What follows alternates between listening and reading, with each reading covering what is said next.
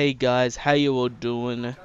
I am uploading this video right before school starts. It is Monday here in Australia, and on Tuesday school is back on, which is alright, I guess. I've had enough of holidays, it's getting kinda boring. I'm kinda glad to be going back to school. So today what I want to talk about is my custom PC. I finally built a custom PC all by myself. I had built PCs before, but with some extra help. But this time, it was just me and putting it together all by myself, so that is great. I learned a lot of things from this, and I want to share my PC build with you, and so I'll go over what I bought and why I bought it, and I'll even show you a video of the internals, so you can see that the quality of that video isn't the greatest, but hopefully you guys can see inside and have your own opinions about it. And this build cost me 1,500 Australian dollars. If it was in America, it'd be a couple $100 cheaper. But unfortunately, I am in Australia, so kinda sucks. But it is what it is. But overall, I think it's a fairly balanced build. And so now I will now tell you all the parts that I used and why I chose them.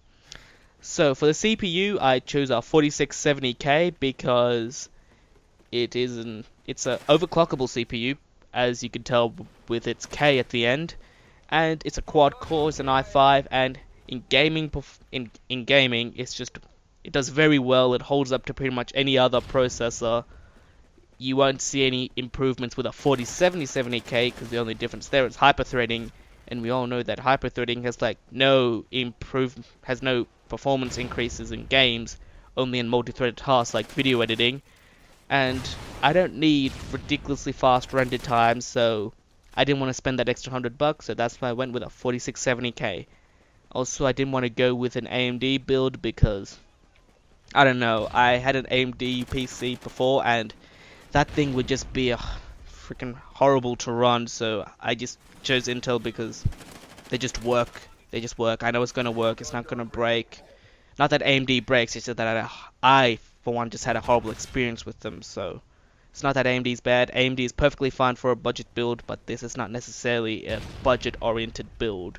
It's a fairly high-end, or high mid-range, I guess, PC. So now for the motherboard, I chose an MSI Z87 G43. So this is a step down from the G45, but it pretty much has all the essential features that you would expect from a high-end board, but it's at a fairly low price at $150. Which is great. It has all the features I need. I can overclock it because it is Z87, and it's just a good, reliable board that I can actually use without blowing it up. So now for RAM, I have 16 gigabytes of Corsair Vengeance RAM.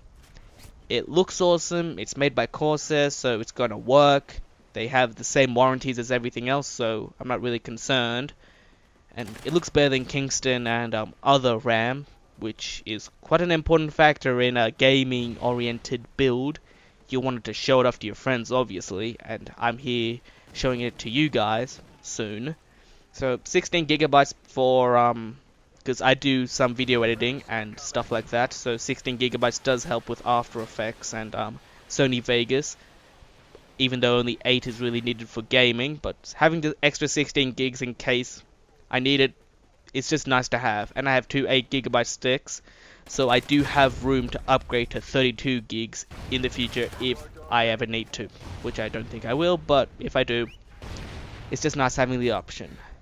Now for the GPU, I chose a Gigabyte Windforce 760 because it's a 760, and a 760 is a really good card, especially considering its price.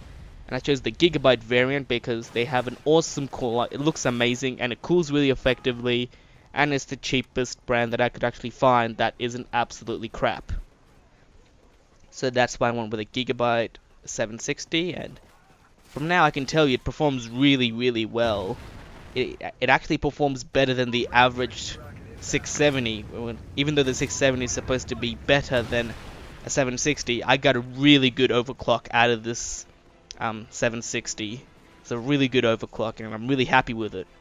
So now for the CPU cooler, I chose a Corsair H100i because it's an all-in-one liquid cooler. It has a 5-year warranty, so it's not going to break within its lifetime. Well, even if it does, you can easily get it replaced. and it's just a really good liquid cooler. It's a 240mm rad, so you have better cooling performance than a H80i, and it has the software included with Corsair Link, so you can monitor fan speeds and CPU temps and CPU activity and all that great stuff. So it's a really good all-in-one cooler. I would recommend it to anybody as long as you have space for a 240mm radiator. Now for storage, I have a Samsung A40 EVO 120GB SSD and a Seagate Barracuda 2TB hard drive. So I chose the Samsung one because it's an 840 EVO. It's one of the best SSDs you can get for a reasonable price without completely blowing your budget. And I chose a Seagate Barracuda because it's a Seagate hard drive. It's fairly reliable, and it's 2TB for $100. It's unbeatable value.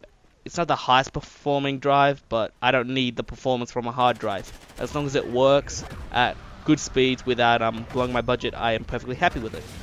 And that's exactly what this hard drive does, so not gonna complain.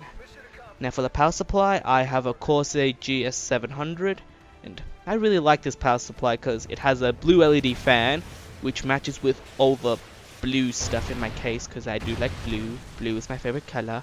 Don't judge me. I just like blue. And it's 700 watts, so it has plenty of room for upgrades, because I do plan on upgrading to like a 780 Ti or the new 800 series cards that come out, which will probably consume a lot of power. So I always have that headroom to upgrade, and it's just a nice reliable power supply. So, and it's made by Corsair, so nothing should go wrong, and even if it does, they'll replace it. Like, things have gone wrong with their products before, and I have experienced this, but they replaced it, no fuss whatsoever. So I'm just really positive about Corsair, and it's one of my preferred brands over other companies. But I haven't used other companies, so I wouldn't know how good they are, but I'll just stick to what I know. Now for the case, I chose a Cooler Master Scout 2 because this case, it's a mid-tower, so it's not overly huge, but it's not small by any means. It can fit my radiator, it can fit just anything you can throw at it. It's not meant for like custom water cooling, but it's a really nice case. It has great cable management, it has great airflow, and it's just a nice case for $100, and the build quality in this thing is amazing. It also comes with a windowed panel, so you can see inside your build, and I really like it. It's just a really good case. Oh, it also has a carry handle, so you can carry it around to LAN parties if you want. Not that I'm going to be doing that, but when I have to move it around, say when I'm upgrading and stuff, it's just going to be really helpful having that carry handle there, because I hate grabbing cases by the bottom and lugging them around like that. It's just annoying. So now I will show you the internals of my computer right about now. Hey guys, so this is the inside of my PC. The lighting in this room isn't the greatest, so I'll shine a light onto it so you guys can see. So over there we have my blue LED fan. We have our CPU water block. I'll try to get in there. Our radiator fans. And our radiator. Hopefully you can see that. Shining a light onto it. There is my Corsair GS700 power supply with a bunch of cables. And there is my Windforce GTX 760 with its PCI power cables. We have the hard drive and the SSD in there. We can see our 24-pin power connector and our 8-pin. And that is about it. So I will now turn on the system, and you can see all of it light up.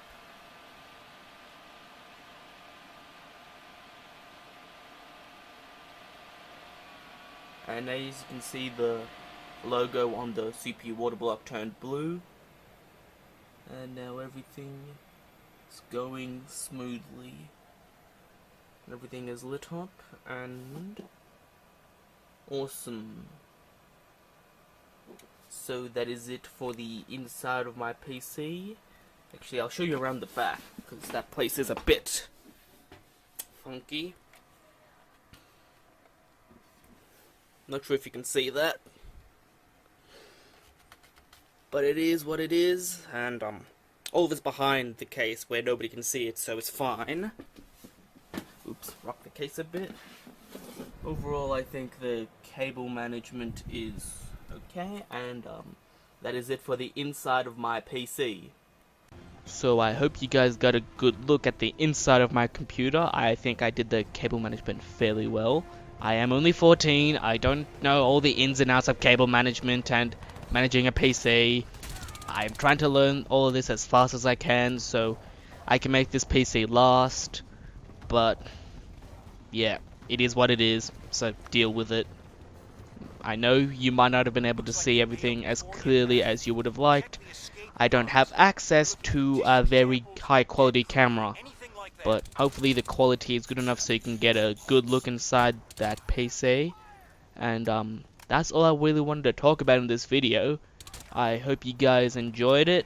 If you want me to help you choosing out components for a build, I can do that. If you want me to give you a complete build outright, I can do that as well, because I have gathered quite a bit of information about PCs over the school holidays, so I can give pretty good advice, and a lot of other people would probably say the same thing. Of course, these are people who are educated with PCs and not some retard who think, oh, you have to go with i7, if you don't go i7 your computer's gonna suck, or you have to go with Nvidia or otherwise your computer sucks. No.